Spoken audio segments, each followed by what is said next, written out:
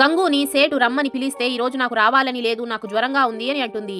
అలాగే గంగు షీలా దగ్గరికి వెళ్లి కావాలంటే చెక్ చేసుకోండి అని అంటే దానికి షీలా టచ్ చేయకుండానే అవునవును నీకు జ్వరంగా ఉంది లోపలికి వెళ్ళిపో అని అంటుంది. మరుసటి రోజు తెల్లవారగానే గంగు ఫ్రెండ్ గట్టిగా పిలుస్తుంది. దాంతో గంగు కిందకి వచ్చి చూస్తే షీలా ఆంటీ చనిపోయి ఉంటుంది.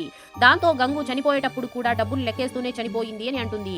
ఆ తర్వాత అక్కడున్న డబ్బుని అందరూ పంచుకోండి, ఇదంతా మన కష్టార్జితం అని చెప్పి ఆ వైశ్య గృహానికి గంగునే ఒక లీడర్ లాగా నిలబడి షీలా ఆంటీ కోసం పనిచేసే ఇద్దరు వ్యక్తుల్ని రేపటి నుంచి రావద్దు అని చెప్పండి, మనల్ని మనమే చూసుకుందామని అంటుంది. ఆ తరువాత గంగు పోలీసుల్ని పిలిపించి కొంచెం తక్కువ లంచం తీసుకోండి అని అంటే దానికి పోలీసు ఒప్పుకోరు.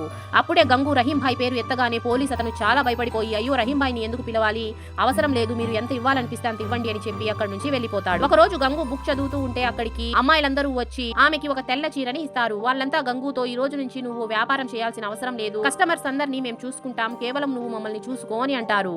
అప్పుడే ఒక అమ్మాయి గంగుతో ఈ తెల్ల చీర కట్టుకుంటే నువ్వు ఒక పొలిటీషియన్ లాగా ఉంటావు అని అంటుంది.